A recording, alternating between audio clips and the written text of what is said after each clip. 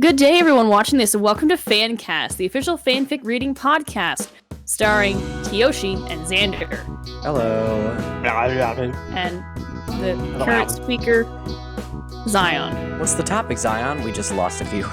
Well, today's topic is Valve games. This includes Portal 2, Portal 1, Half-Life 2, Half-Life 1, TF2, And a bunch of other ones. Left 4 Dead, I guess. There's a lot of Valve games. Mine has blood in it. Mine has sex in it. Mine has Again? No. There was a previous one that I decided against picking that was... I think it was lewd. Not even joking, just super off-the-walls lewd. We lost a viewer again. You may not have noticed, but I no longer have swamp green Shrek hair. Instead, I have purple hair. Wasn't it purple last week? Was it purple? I don't know, man. No, it wasn't. I thought it was blue. Wasn't it blue? I don't know. I watched your video. Of getting the milk. Do you too store Michael Jackson in the freezer? What? Yes, I do. Thank you for asking. I don't want that. I'm glad I'm not the only one. Pull up the Chrome, fool. I don't know what we're talking about. Pull up Chrome. Kiyoshi. ALTA. Why specifically Chrome? Because what are you going to use? Internet Explorer? I have Opera GX, official gaming browser and sponsor of Fancast Official. Just kidding. Avatar The Last Airbender first aired in 2005. That's the same as Yu-Gi-Oh! GX. Yu-Gi-Oh! GX. Generation Next. It's next for some reason. I don't know, 4 kids. Xion goes first. Alright, ladies and gents, my fic is called Prologue by Silverstreams. And it's based off what? This is Portal 2. I've said this. Editor Kiyoshi, go back and play the clip that says that I said this. Literally nothing was said about this. Xion never said anything like this. So, yep, it's a Portal 2 fic. Editor Kiyoshi, I'm your boss. Don't do that. That's stupid. But I'm the co-host. Do as I say. I'm his boss, though. Summary. There has always been blood on their hands, but this was the first time it had been their own. Dash. Cave Johnson coughs up blood for the first time. That's a really threatening dash. I know! Holy crap. Caroline leaned her head against a massive concrete wall and gazed out to the openness of the facility. It was raining today, she had heard, and she could feel the chilly dampness seeping into her bones.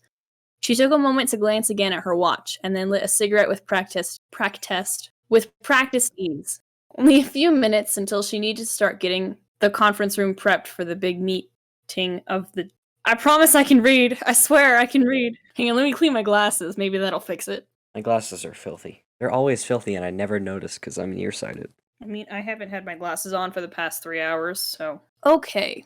She had set aside 15 minutes, a generous amount of time to make sure everything was in ship shape before Mr. Johnson arrived. He would no doubt be a couple minutes late, but she had accounted for that. By the time he had arrived, they would have a few minutes to go over the plan, and then their guests would begin to trickle in for the meeting. All in all, enough time for her to sneak in a smoke break. She needed to quell her nerves, after all. Aperture had not had much luck recently with being awarded government contracts, and they really needed another one of them to stabilize their expenses and cash flow. She didn't want to allow her nerves to be the reason they were denied this one. It really was a nasty habit, Coraline mused, taking another drag of the cigarette. That's what had taken Walt Disney out of the game so early. He managed to finally get some successes and recognition after a lifetime of teetering on bankruptcy. Too bad he has smoked dozens of the things per day. Lung cancer's a bitch. She exhaled. There was a rumor she'd heard that the animators and other employees in his California studio had been able to tell when Disney was in the office based on his cough. Distinctive, pervasive, a warning bell that kept them on their best behavior. Mr. Johnson had been coughing more lately, but that wasn't what announced his presence around here. His booming voice was the giveaway. That man didn't believe in using an indoor voice. A glint of light on moving cables caught her eye, and Coraline watched the elevator descent. Speak of the devil, she sighed. She took one last lingering smoke from the cigarette before grinding it out on the damp concrete.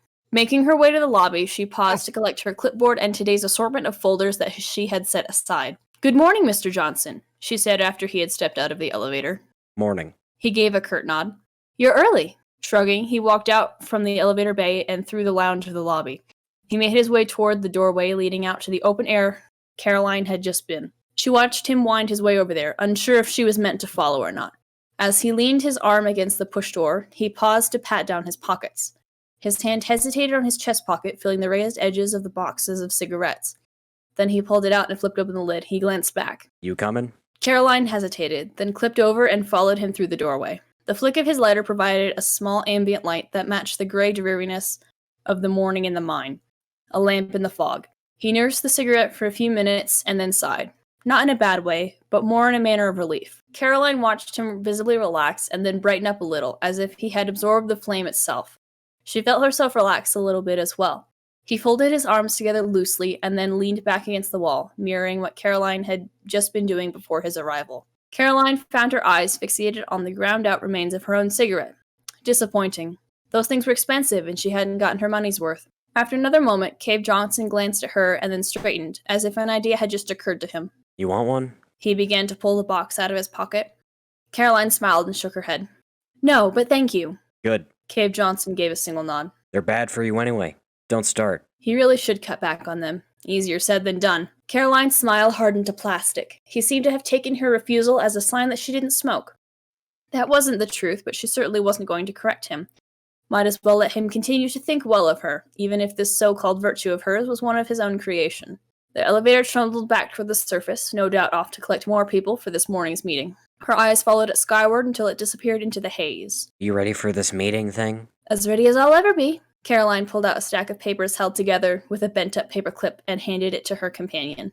Cave Johnson shifted, leaning forward to hover over the cover page. He took care to flick the ashes of his cigarette away from the papers. Ugh, I hate this. He flipped through the pages, taking a few moments to skim the contents.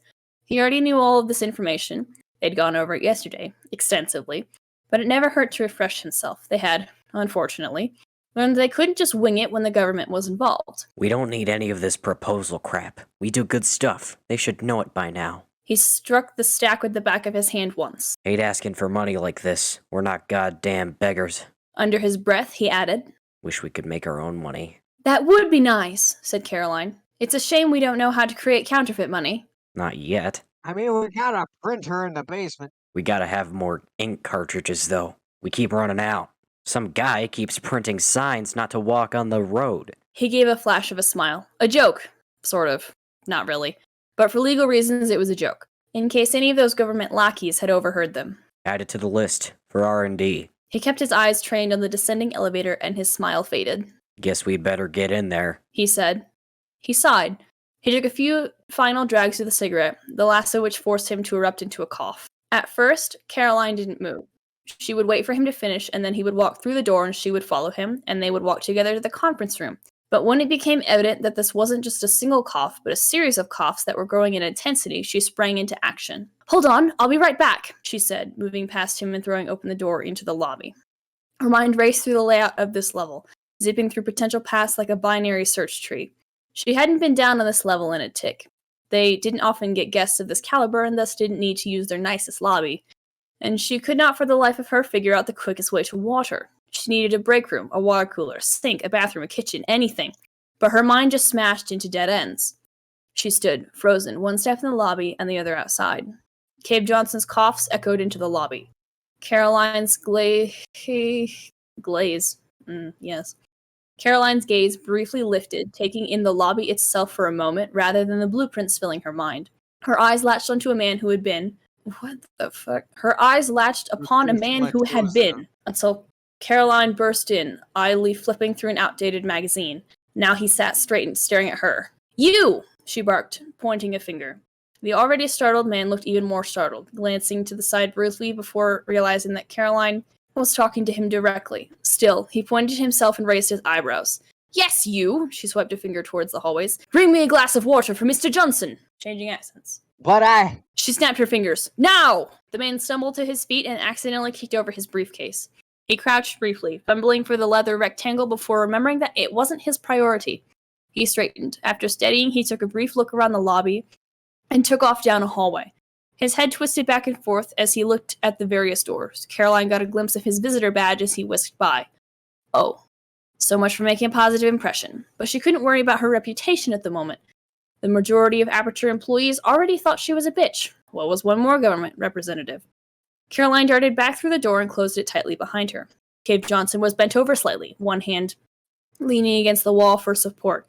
It seemed like the coughs were smaller and had lowered in intensity, and he was taking this opportunity to try and suck in a few deep breaths. "Water is on the way," she said. She placed a single hand against his back. "Just breathe." Cave Johnson gave the slightest nod of acknowledgement, but as he sucked in one more deep breath, he began to cough again. Caroline winced. She patted around for a pocket square, a tissue, a handkerchief, anything at all that she could hand him to cough into. She didn't want him to get any gunk on his nicest suit. But she was wearing a dress today. The dress didn't have pockets and neither did her cardigan.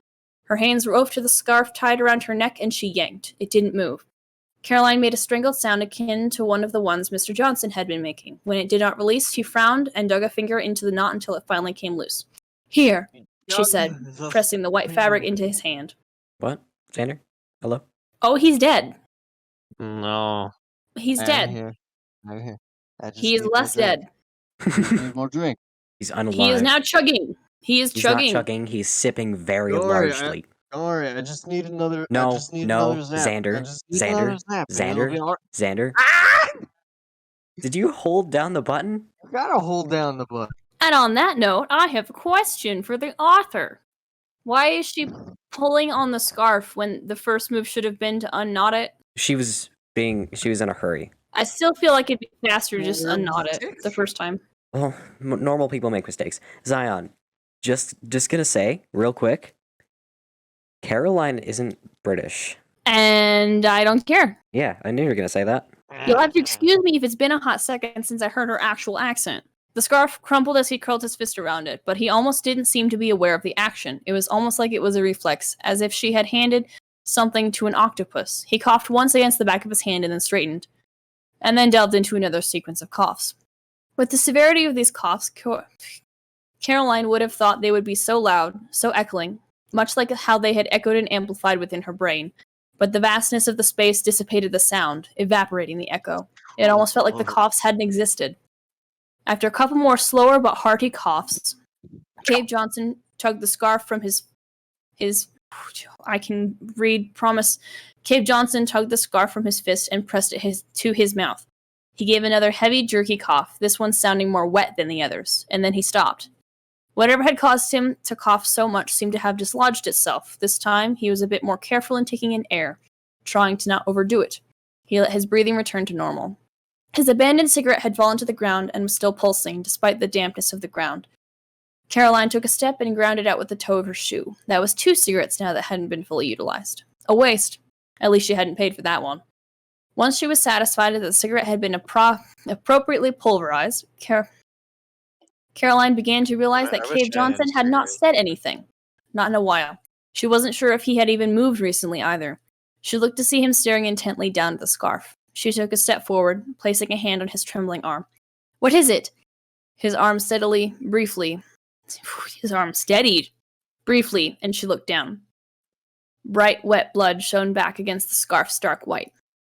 Caroline gripped his arm tighter, this time it being a reflex. His arm began to shake again. "Oh, it's over. That's it." Okay, I'm next, aren't I? Yeah. Mine is called The Lovers, The Dreamers, and Me by CitrineGator. Mine is based off of Team Fortress 2. Hey, look, no dialogue. The summary: Pyro was only supposed to work for Dead. This Pyro- would be an easy one. There's no dialogue. Pyro was only supposed to work for a reliable excavation and demolition for 5 years. The money the job provided would have easily lasted him for the rest of his life. Their life, its life. Extenuating circumstances, though, keep Pyro around. Extenuating circumstances concerning a certain teammate, and their strange impulse to hold his hand, for some reason. Before or after he's washed said hands? Yeah. The pyro is my favorite class because you don't really have to aim. I have shitty aim. I play Scout because he has a shotgun. I do like I don't remember who I shotguns. played. I think I played heavy. Seems I'm about not right. sure. That seems about right. Alright, here are the notes. Gosh, I think this is the most long-winded I've been in a good while, but I decided to write another TF2 fic. I really like Pyro, lol, but it's still their POV, but I'm thinking somewhere down the line we're probably going to see me try to sneak in a few other POVs in here, lol. 2 LOLs and 2 butt exclamation marks. A third one. But I've been working my way That's through too old many fics and butts. You're gonna attract some bad attention.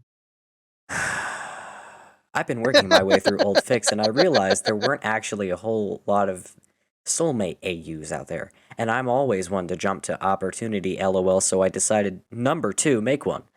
TBH, I don't think in like a universe where a soulmate existed people where soulmate marks existed people would be thinking about M constantly, and I'm not a huge aficionado at writing romance anyway. So that wouldn't be a big feature till later LOL for now. For now is just one sentence.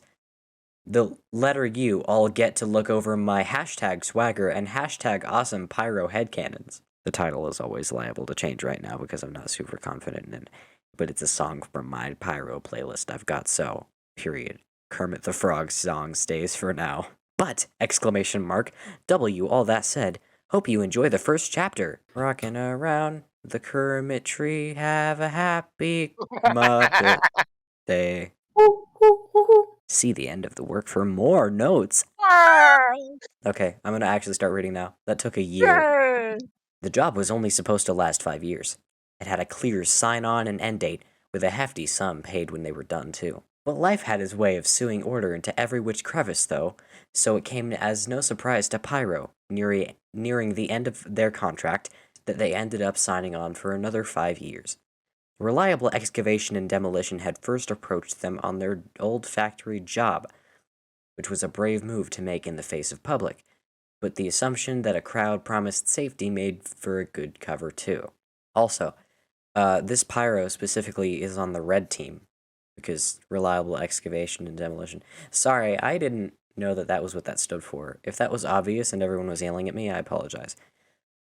The sound of heels against the concrete floor was unfamiliar and out of place amidst the creaking and huffing of machinery, and it immediately piqued their interest. Luckily, or unluckily for them, they determined that upon the day, the heels had been making their way towards them. The woman wearing them was more smartly dressed than anyone. Pyro, well, not Pyro at the time, at least not by official title, had seen in a long while. The fanfic turned Xander into a sock. Yes, I have evolved. We've talked so much about Muppets, I became one. Well, That is such good puppeteering. That's the best I've seen in a while. now he is Handman. No sock. Ah! Avert your eyes! He naked. She'd been wearing her usual skirt and buttoned-up violet top that The violent top. She'd been wearing her usual skirt and buttoned-up violet top. She'd been wearing her usual skirt and buttoned-up violet top that Pyro had come to associate with her over the years, and it immediately placed her as a fish out of the water in the grimy setting. Even more strange that she'd been asking for them specifically. Pyro had always been a more private person. That was just a part of their nature. But before getting hired onto Red, they've been even more so of one. So eventually, hearing from the woman after she'd taken them aside that she was a fan of their work was slightly confusing. So at her clarification of not their performance in the factory, which was barely passable to be honest, but a job was a job, and rather the sugar beet plant that burned to the ground with no accused culprits, they'd reasonably flipped their lid and attempted to run. There are so many commas in that sentence. Too many commas. Too many combo. Too many commas. Why are you censoring? Why are you censoring? I don't know. I thought it'd be funny. It wasn't funny. He's just tired. He's getting inside and he's tired. I'm drunk. He's tired. You're sober? Why are you sober? Why not do something funny? Don't you mean you're drunk? The only thing that makes me funny is how tired I am. Huh. We're a little off the rails. Yeah. I've been streaming for 3.16 hours. What the fuck, man? I've only been here, what, like 30 minutes? And on that note, I'm gonna keep reading. Keep going. Ignore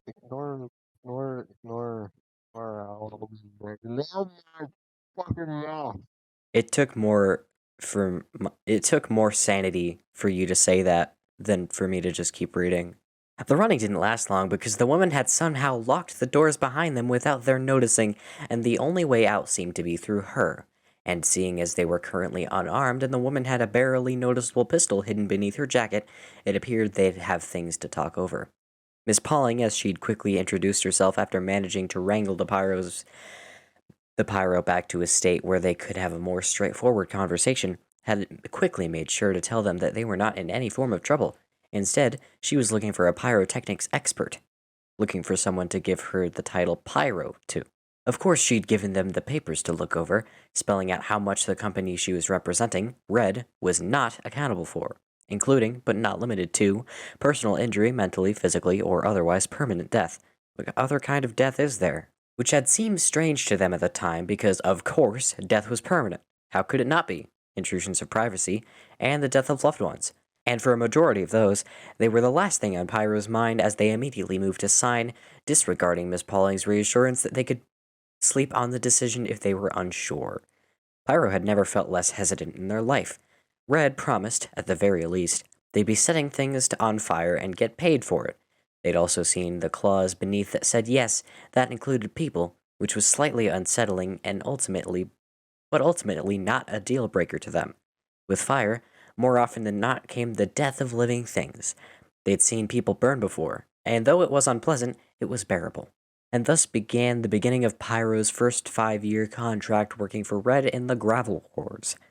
Miss Pauling had been kind enough to drive them down south to New Mexico, where they'd learned on the way where the rest of the mercenaries they would be working with were staying. It'd taken a full 24 hours of being on the road and 4 cups of coffee between them, 3 of which being Miss Pauling's, before they'd finally arrived at their destination. It was an old, rusted structure out in the middle of a gorge in the desert, and a lot more familiar feeling to Pyro's home turf than they'd expected. It was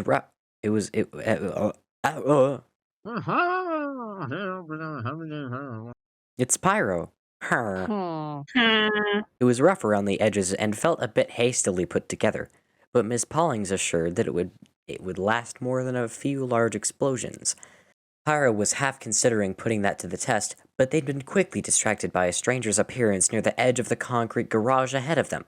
Pulling on their issued gas mask at Miss Pauling's instruction, Pyro squinted out through the darkened glass.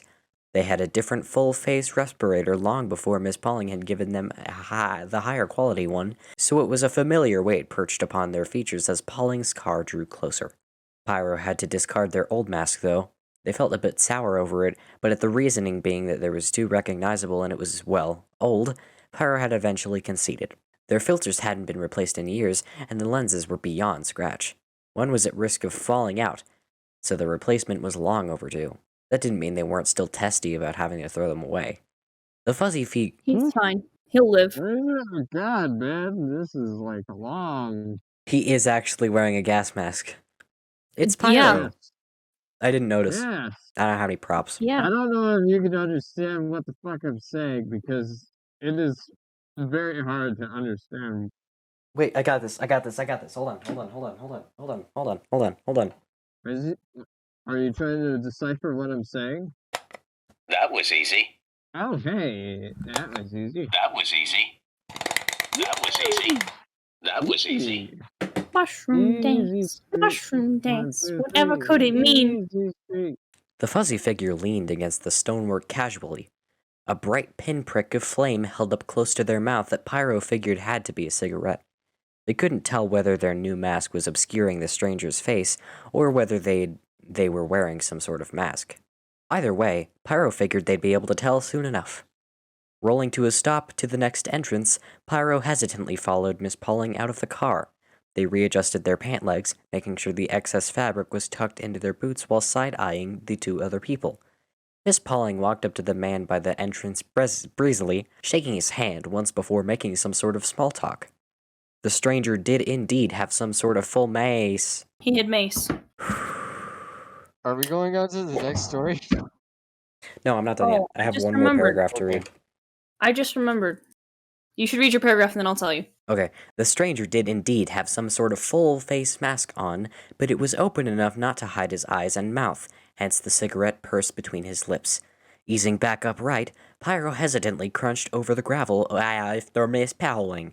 Wearily eyed the masked man as they approached. It is the spy. There's dialogue right after the paragraph that I didn't read. Not reading it, thanks. Cool. Thank you very much. Oh, you're becoming a Frenchman? Kiyoshi's gonna have to edit a lot. Uh-huh. He's gonna have to edit so much. Can I call intermission? I need to take a piss. Okay. He'll be back in an hour. See ya.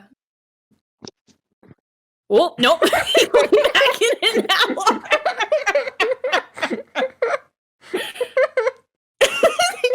All right. So for those who can't see anything, he took off the headphones, stood up, immediately fell back down.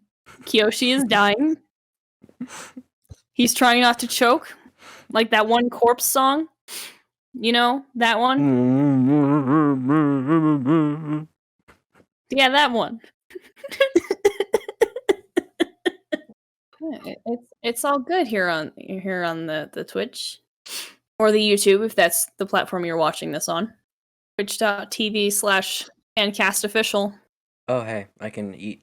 Or speak Fancast official on YouTube. It's the one with the 3 idiots as the profile picture. That's the Twitch, too. Hey, Xander, welcome back. It's your turn. Oh, it's my turn? Oh, fuck. Yeah. No, I'm pulling yours up. It's all right. All right. Yeah, yours. I have it up. No, I have it up. Mine's up. It's up. It's up. Mine's up. All right. Oh, come on. Okay. Fuck, man. My fanfic is for Left 4 Dead. It is Fragments by Elite for Us. Nice. Why is it center line? Why is it center line? Wait. Shush. Everyone stop talking. Why is it center line? I didn't pee during the pee break. I have to go. Nope. No, you didn't. I have to leave. Go take a piss if you need to. Okay. I'll tase myself. I'll tase myself. In the meantime. Hello, Masochist. audience. I am not a masochist. He is willingly tasing himself. I don't think I'm a masochist. He is willingly tasing himself. And it's slightly painful. Therefore, I'm like Mark. I'm not a masochist. masochist. I just want to see if my body can take it. Oh! Okay. Kiyoshi, make sure you cut this bit out. No, you. There's just a drunk man rambling on a stream to exactly 0 people. People are watching. Hang on. You keep this in. Hang on. How many people are watching? Probably 0. Quickly. He's making. Please come back. Come back quickly. He's making mistakes. Kiyoshi, you dissuade him from making horrible mistakes. Look at Fragments. Look at the person's like fucking icon picture. It's profile Kiyoshi, picture. but not me. It's different. Kiyoshi. It's Kiyoshi. It's canonical. It's the fake Kiyoshi. Now we got the reboot version. We got the one the second hand I'm the funny from one. We got from the Goodwill. We found him in the Goodwill. I'm the funny Kiyoshi. He's got unlimited warranty, but we're never going to use it. He also has like 6 warrants for his arrest. Yeah. That's why we're never going to use it. All right. Fragments by Elite for Us. Fragments would be the story of an orphan without her memories, who will discover her possible past to choose her future. Left 4 Dead 1 and 2 familiar characters. Bill is the father of Zoe and Lizzie, her sister. Ellis and Francis, best friends. Louis, is that Louis or Louise? Louis. Yes. Lois. Okay, Louis, son of Coach and Nick, as foster brother. Brother. Ooh, brother. Do you understand these pythons, brother? Do you understand how large my penis is? Okay. Yeah. Hey. Quit that.